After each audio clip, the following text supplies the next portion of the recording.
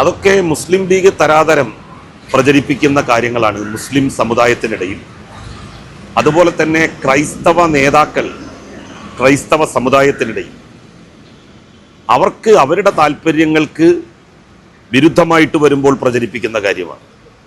1967 കേരളത്തിൽ ആദ്യമായി മുസ്ലിം ലീഗ് അധികാരത്തിൽ വരുന്നത്.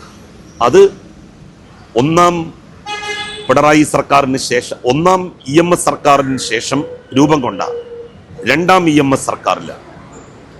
ആ രണ്ടാം EMS സർക്കാരിൽ അന്ന് മുസ്ലിം ലീഗ് തൊപ്പിവെച്ചാണ് സത്യപ്രതിജ്ഞ ചെയ്തത്. ആ മന്ത്രിസഭയിൽ അള്ളാഹുവിൻ്റെ നാമത്തിലാണ് സത്യപ്രതിജ്ഞ ചെയ്തത്. അവരെ ആരും വിലക്കിയില്ല. എന്നാൽ അവർ തന്നെ ഇടതുപക്ഷത്തെക്കാൾ മതനിരപേക്ഷം എന്ന് പറയുന്ന ഒരു സർക്കാരിൽ എങ്ങനെയാണ് സത്യപ്രതിജ്ഞ ചെയ്തത്?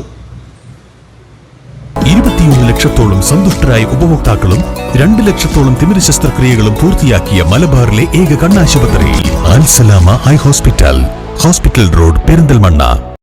കഴിഞ്ഞ നിയമസഭാ തെരഞ്ഞെടുപ്പിൽ MLA-മാർ സത്യപ്രതിജ്ഞ ചെയ്തപ്പോൾ വരെ അള്ളാഹുവിൻ്റെ നാമത്തിൽ സത്യപ്രതിജ്ഞ ചെയ്ത ലീഗ് MLA-മാർ, ലീഗ് മന്ത്രിമാർ എന്താണ് അള്ളാഹുവിനെ വിട്ട് ദൈവത്തിലേക്ക് മാറിയത്?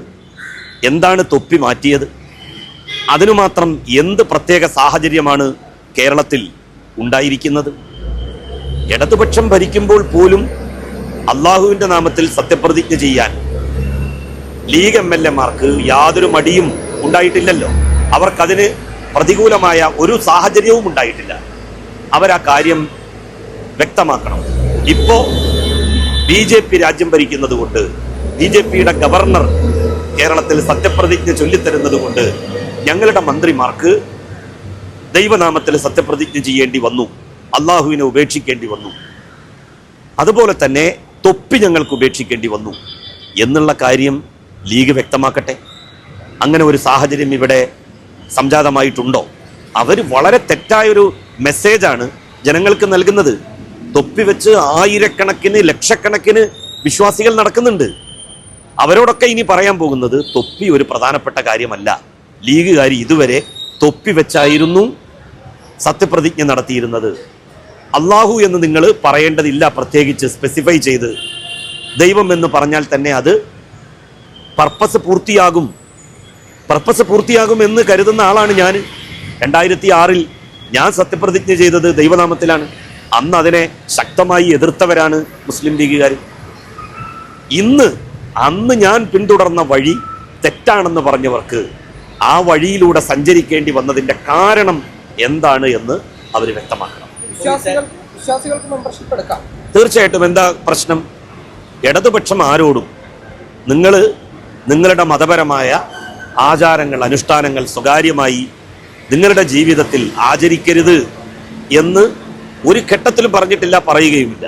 അതെനിക്ക് ബോധ്യമാണ്. CPIM-ന്റെ 3 ജാഥകളിൽ ഞാൻ അംഗമായിരുന്നു. ഒരു സന്ദർഭത്തിൽ പോലും ഒരു മതാചാരവും എനിക്ക് ഉപേക്ഷിക്കേണ്ടി വന്നിട്ടില്ല, ലംഘിക്കേണ്ടി വന്നിട്ടില്ല.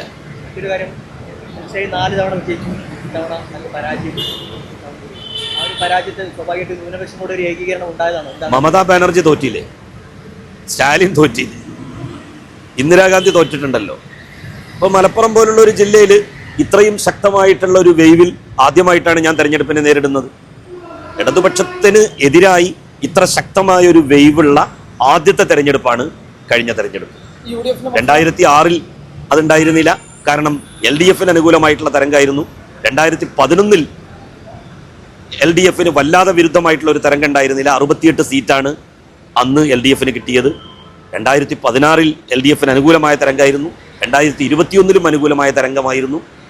2026 LDF-ന് വളരെ ശക്തമായ ഒരു വിരുദ്ധ തരംഗത്തിൽ എനിക്ക് മത്സരിക്കേണ്ടി വന്നത്. ഈ വെള്ളാപ്പള്ളി നടേശന്റെ ഈ പരാമർശം അടക്കം ഈ ന്യൂനപക്ഷ വോട്ടിലേക്ക് വലിയ അല്ല, ആ വെള്ളാപ്പള്ളി നടേശനെ തന്നെ അല്ലേ ഇപ്പോ ആരൊക്കെ പോയി കണ്ടുകൊണ്ടിരിക്കുന്നത്? മന്ദു, ബിന്ദു, കൃഷ്ണ ആ വെള്ളാപ്പള്ളി നടേശനെ പോയി അനുഗ്രഹം വാങ്ങിയില്ലേ? അവര് വോട്ട് വാങ്ങിയത് ആ വെള്ളാപ്പള്ളിയെ കാറിൽ കയറ്റി എന്ന് പറഞ്ഞുകൊണ്ടാണ്. ആ കാറിൽ കയറ്റിയത് അദ്ദേഹം നടത്തിയ പ്രസ്താവനക്ക് അന്നത്തെ മുഖ്യമന്ത്രി ചെയ്തിട്ടുള്ള ഒരു എൻഡോഴ്സ്മെന്റ് ആണ് എന്ന രീതിയിലാണ് വ്യാഖ്യാനിക്കപ്പെട്ടത്. അപ്പോൾ ബിന്ദു കൃഷ്ണ മന്ത്രി അദ്ദേഹത്തെ പോയി കണ്ടതും അനുഗ്രഹം വാങ്ങിയതും എങ്ങനെയാണ് വ്യാഖ്യാനിക്കുക? തുഷാർ വെള്ളാപ്പള്ളി NDAയുടെ നേതാവ്, അദ്ദേഹം മുഖ്യമന്ത്രിയുടെ ഓഫീസിൽ വന്ന് അദ്ദേഹത്തിന് ബൊക്ക കൊടുത്ത് സ്വീകരിക്കുന്നു. മുഖ്യമന്ത്രി തന്നെ ഞങ്ങൾ ഇനിമേലിൽ ഒരു നേതാവിനെയും മത നേതാവിനെയും സമുദായ നേതാവിനെയും പോയി കാണില്ല എന്ന് പറഞ്ഞിട്ട് അതേ നേതാക്കന്മാരെ പോയി കാണാൻ വ്യഗ്രത കാണിക്കുന്നു. അപ്പോൾ let us wait and see.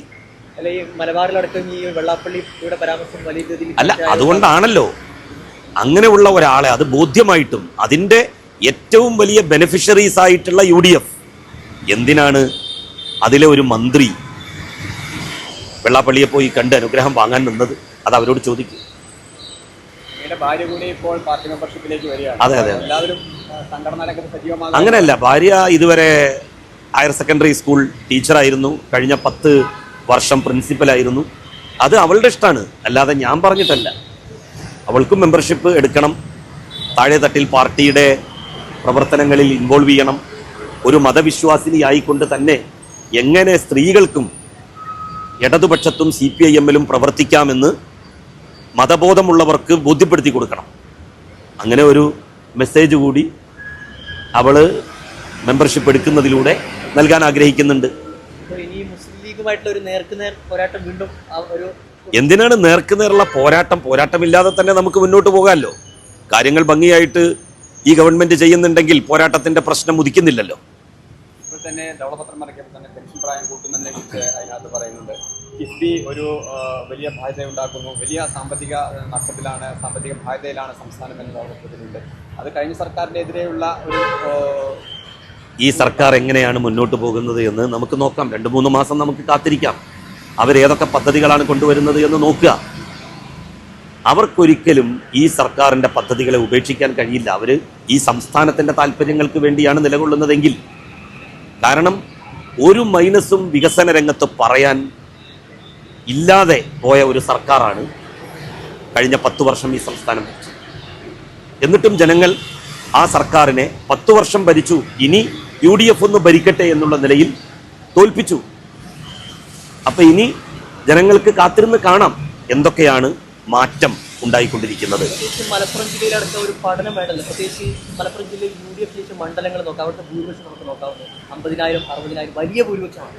പലയിടങ്ങളിൽ വോട്ട് നേടിയ അത്ര ഭൂരിപക്ഷം ലഭിക്കും. അത് CPM പഠിക്കേണ്ടതല്ല ശരിക്കും. അല്ല, അത്രയൊന്നും എന്തുണ്ടായാലും പ്രശ്നമില്ല, ഞങ്ങൾ ജയിക്കും എന്നുള്ളതാണല്ലോ, എന്ന സന്ദേശമാണല്ലോ ജനങ്ങൾ നൽകിയിരിക്കുന്നത്. ലീഗിന് എന്തും ചെയ്യാം, എന്ത് തോന്നിവാസവും ലീഗിന് ചെയ്യാം. എത്ര ജനകീയ വിരുദ്ധമായും ലീഗിന് ഭരിക്കാം, ഒരു പ്രശ്നവുമില്ല. കാരണം ഞങ്ങൾക്ക് ജനങ്ങൾ വലിയ ഭൂരിപക്ഷം തന്നിട്ടുണ്ട്. ആ ഒരു ധിക്കാരത്തിലേക്ക് ലീഗിനെ ഈ മഹാഭൂരിപക്ഷം വഴി നടത്തും എന്നുള്ള കാര്യത്തിൽ തർക്കമില്ല. പഠിക്കേണ്ടതല്ലേ CPM എന്തായാലും ഈ ഒരു വിഷയത്തിൽ പഠനം നടത്തേണ്ടതല്ലേ? അല്ല, അത് പഠിച്ചിട്ടുണ്ടല്ലോ.